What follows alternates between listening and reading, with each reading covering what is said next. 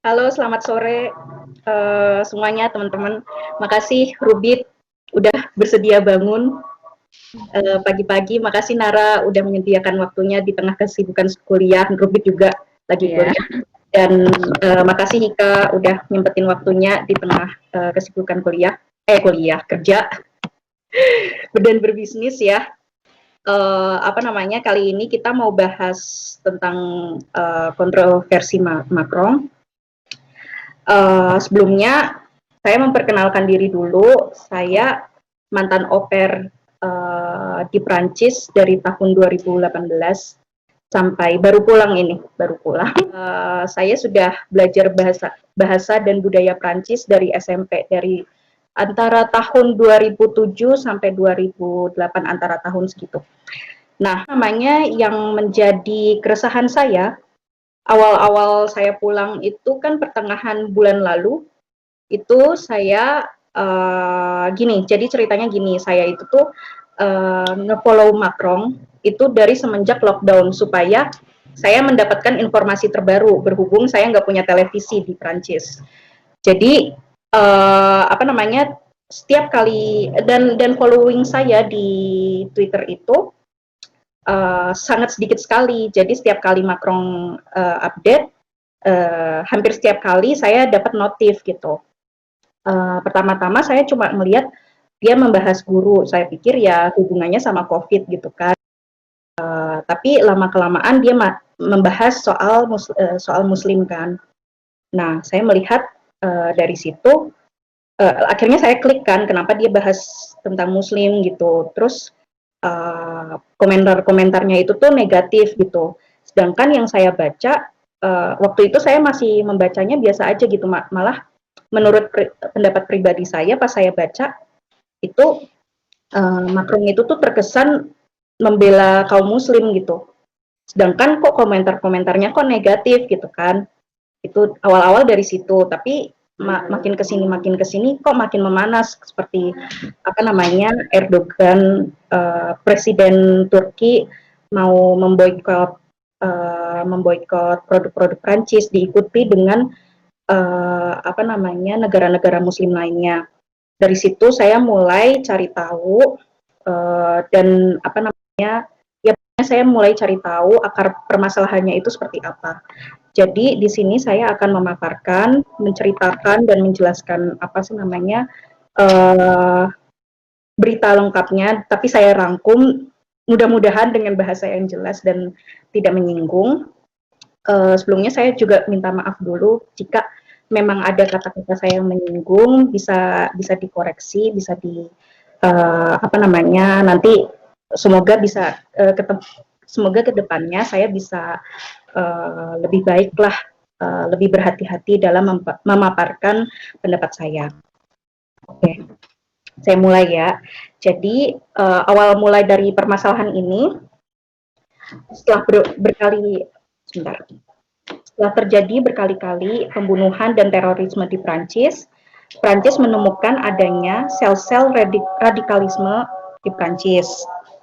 Karenanya, Prancis ingin memperbaharui Undang-Undang tahun 1905 tentang laicite.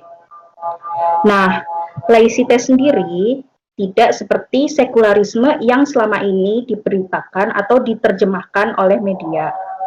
Ada banyak makna laicite yang diperdebatkan. Pengertian laicite sendiri menurut Macron pada pidatonya tanggal 2 Oktober di menit 1:46, beliau memaparkan bahwa laicite di Prancis adalah kebebasan untuk percaya maupun tidak percaya terhadap Tuhan, kepada Tuhan ya, kepada Tuhan, kepada universe, kepada kekuatan yang lebih dari kekuatan manusia. Jadi dalam hal ini yang termasuk orang percaya itu tuh seluruh agama, termasuk Islam gitu. Jadi laicite itu adalah sebuah kebebasan ya, kebebasan untuk memilih mau percaya mau nggak percaya gitu, terserah pribadi masing-masing.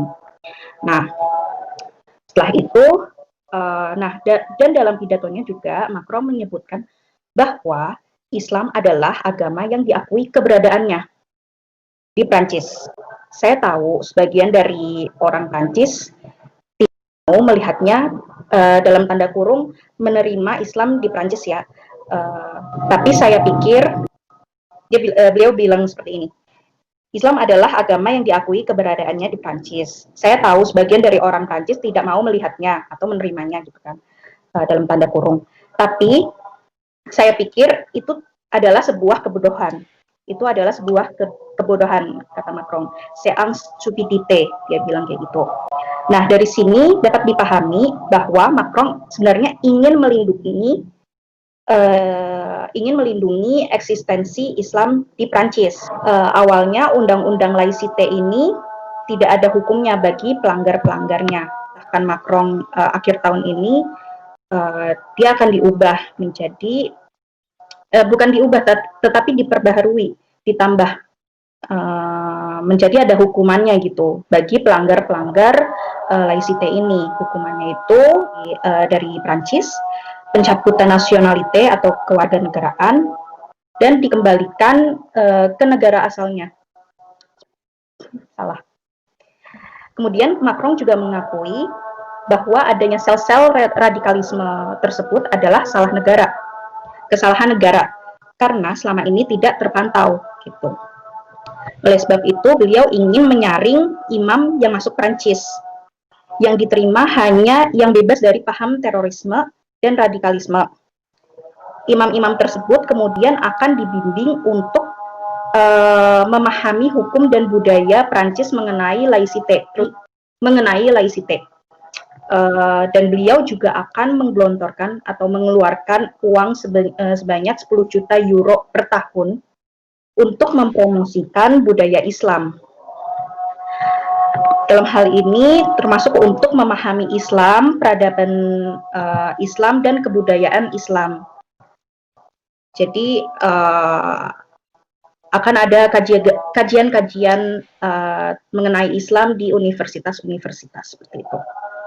Nantinya anak-anak bisa belajar bahasa Arab di sekolah. Jadi tidak perlu lagi di asosiasi, karena selama ini kan mereka belajar di asosiasi. Untuk sekedar info, di Prancis itu sekolah Senin, Selasa, Kamis, Jumat, hari Rabu itu tuh biasanya digunakan untuk belajar agama di rumah masing-masing, seperti itu. Tapi kali ini Macron akan memfasilitasi. Oke, lanjut. Macron juga akan melarang homeschooling agar pembelajaran dapat lebih terpantau. Terpantau dalam artian tidak ada unsur-unsur terorisme di dalam menyampaikan pembelajaran seperti itu. Hingga Islam yang ada di Prancis nantinya hanyalah Islam bercahaya, Islam de Lumière kalau nggak salah ya. Islam yang bersih, Islam de Lumière itu, Islam bercahaya itu adalah Islam yang bersih dari paham terorisme dan mentaati hukum Prancis. Oke, hal inilah yang membuat yang kemudian menjadi kontroversi dari pihak kanan ekstrim Prancis. Mereka nggak setuju dengan keputusan Macron yang ingin mempromosikan budaya Islam. Sedangkan dari pihak Muslim sebagian tidak setuju dengan adanya Islam bercahaya. Saya paham, mungkin mereka berpikir Islam kan hanya satu, nggak bisa dipisah-pisah gitu. Tapi yang saya lihat justru di sini Macron ingin melawan separatisme itu sendiri gitu, agar sisa hanya Islam yang murni, yang mengajarkan kedamaian. Nah, undang-undang tersebut akan disahkan paling lambat akhir tahun ini. Belum selesai kontroversi pembaharuan UU Laicite tersebut, terjadi pembunuhan guru sejarah yaitu Samuel Paty. Dari yang saya baca, guru Samuel Paty itu menunjukkan karikatur Nabi Muhammad dari majalah Charlie Hebdo. Nah, di situ murid-murid tersebut diajak berdiskusi tentang dalam konteks tersebut kebebasan berpendapat ya, mereka diajak berdiskusi tentang karikatur tersebut gitu, kebebasan berpendapat tentang karikatur tersebut. Oke. Nah, murid Muslim yang tidak dalam artian gimana ya, dalam tanda kutip tidak kuat, mereka boleh memalingkan badan dari yang saya baca. Mereka boleh apa namanya, jika merasa tidak enak, mereka bisa apa namanya out lah dari diskusi itu, seperti itu. Nah, dari sini kita dapat memahami bahwa didikan Perancis berbeda dengan didikan kita yang hati-hati kalau bicara, jangan sampai menyinggung orang lain, sama mulutmu harimaumu, seperti itu. Sedangkan di Perancis diajarkan untuk bebas berekspresi dan juga diajarkan untuk menerima kritik dan pendapat orang lain. Tidak memaksakan pendapat, tidak memaksakan kehendak, serta tidak memaksakan keyakinan pribadi. Jadi setiap saya sendiri ya, kasus saya sendiri, setiap kali saya berdiskusi dengan orang Prancis mengenai agama dan kepercayaan, kita akan mengakhirinya dengan kalimat bon chacun a sa croyance, artinya ya udahlah, apa namanya, kepercayaanku gitu. Kamu percaya yang itu ya udah gitu. Terus biasa lagi bercanda-bercanda, ketawa-tawa lagi gitu. Nah, apa namanya, pendapat gue sebagai non Muslim ya yang melihat gambar Tuhan gue, sebelumnya gue mau menginfokan bahwa Charlie Hebdo itu sudah apa namanya menggambar banyak sekali, tidak hanya tentang agama tapi juga tentang politik, termasuk agama gue. Dan dalam hal ini, dalam konteks ini mereka menggambar Tuhan gue, ya gambar Tuhan gue telanjang, dan gambar imam-imam besar Katolik gitu telanjang, bukan telanjang, apa sih namanya, menggambar satir imam-imam Katolik gitu kan. Nah, apa namanya, oke, jujur kalau ketika gue melihat gambar tersebut, jujur saja gue sakit hati, tapi ya udah, gue mikirnya chacun a sa croyance gitu. Ya udah, toh mereka nggak percaya gitu, terserah mereka gitu. Tapi gue nggak apa-apa sih kalau apa namanya mereka mengkritik imam-imam gereja, karena menurut gue ya itu jatuhnya kayak kita ngeritik pemerintah aja gitu.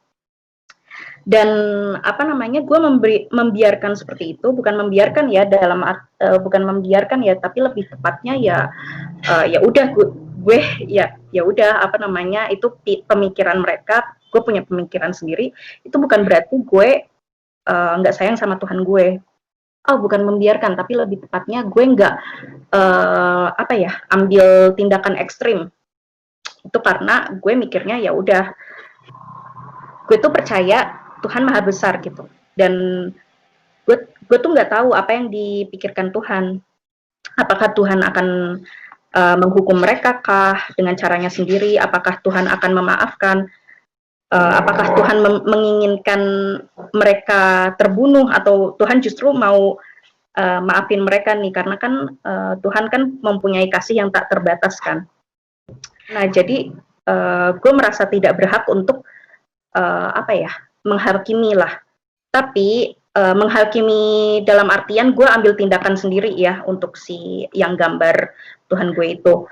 Tapi kalau misalkan untuk dibawa ke ranah hukum, itu masih mending sih. Kan konteksnya di sini kita bebas berpendapat kan. Kalau misalkan apa namanya gue mau bawa ke ranah hukum, menurut gue sih masih oke-oke aja gitu.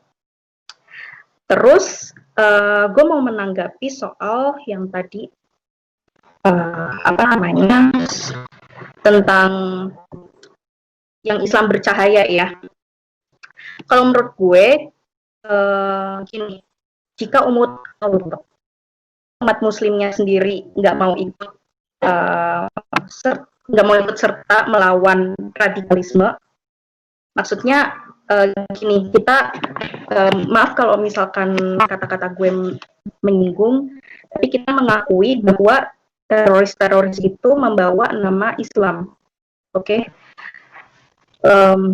gini, kalau misalkan umat Muslim sendiri yang murni, yang percaya Tuhan dan apa namanya, yang percaya dengan ajaran-ajaran kedamaian, karena gue yakin sekali kalau umat Muslim itu tuh sebenarnya tuh indah banget gitu loh.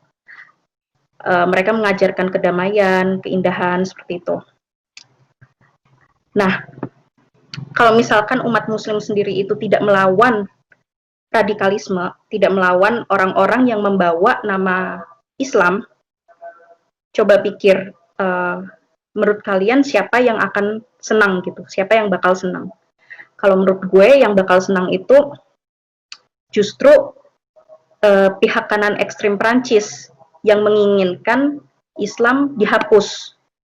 Meskipun mereka hanya segelintir ya, nggak banyak ya. Mereka hanya segelintir orang, hanya sedikit banget yang menginginkan kalau Islam itu tuh dihapus aja udah. Tapi kalau misalkan seperti ini, apa namanya, umat teman-teman Muslim seakan menolak keputusan Macron tersebut, menurut gue yang senang bakal pihak kanan itu, karena menurut gue dia tuh malah jadi kayak apa sih, bener kan ini kejadian gitu, mendingan dihapus aja kayak gitu loh. Bener kan, mereka tuh ekstrim banget, mendingan udahlah dilenyapin aja, nggak usah ada sama sekali kayak gitu. Kan mendingan kita mendukung gitu loh. Maksudnya Macron menurut gue tuh baik gitu. Apa namanya, mereka dia hanya mau menyeleksi apa namanya, Islam menjadi Islam yang cuma satu gitu, Islam yang murni gitu loh. Islam yang paham sama aturan negara gitu, dan mau menjalani aturan negara gitu. Pokoknya yang bisa diajak kerjasama. Ini nggak cuma Muslim doang ya, tapi seluruh agama dan Katolik di sana sudah bisa diajak kerjasama. Jadi apa namanya, hukum Katolik dan hukum negara itu tidak dicampur adukan di Prancis. Oke, dari situ setelahnya soal apa namanya, Samuel Paty, kejadian Samuel Paty, menurut gue jika konteksnya berdiskusi, seharusnya siswa bebas berpendapat atau berbicara bahwa dalam agama Islam Muhammad tidak boleh digambar. Mungkin jika apa namanya, kejadiannya seperti itu, mungkin jika murid tersebut bilang di kelas saat itu juga, mungkin kejadiannya tidak akan seperti ini. Tapi kembali lagi, kita tidak tahu kejadian aslinya seperti apa. Oke, mungkin segitu dulu dari gue. Gue mau nanya pendapat sahabat Muslim yang lain. Kalian kontroversi ini tuh kayak gimana? Dan sebenarnya dari Nara dulu coba, boleh dijelaskan, boleh kenalan dulu. Nara itu tuh sekarang kan di Prancis ngapain gitu, terus sudah berapa lama di Prancis, sudah berapa lama belajar budaya Prancis, dan boleh dijelaskan tentang pidato Macron secara singkat ya, dan terjemahannya. Kemudian jelaskan juga keadaan Prancis saat ini dan pendapat pribadi Nara mengenai ini. Oke, silakan Nara. Dengeran ya semuanya? Ya. Bonjour à tous, nama saya Nadia Rahmania, tapi ya kebanyakan dari kalian memanggil saya Nara. Saya mahasiswi Master 2 alias Magister tahun kedua di Université de Lille, tepatnya di bidang Sciences du Langage, parcours spesialisasi apa namanya, pengajaran bahasa Prancis sebagai bahasa asing. Saya sudah memasuki tahun kedua di Prancis. Pidato Macron yang sebenarnya menurut apa yang saya saksikan waktu itu, kebetulan di tempat saya ini saya ada TV di kosan. Saya juga ikut nonton penghormatan terakhir di mana Samuel Paty diberikan penghormatan secara anumerta alias ya posthum. Saya menyaksikan sendiri pidato Macron waktu itu, dan entah kenapa saya mengacu kepada tulisan geger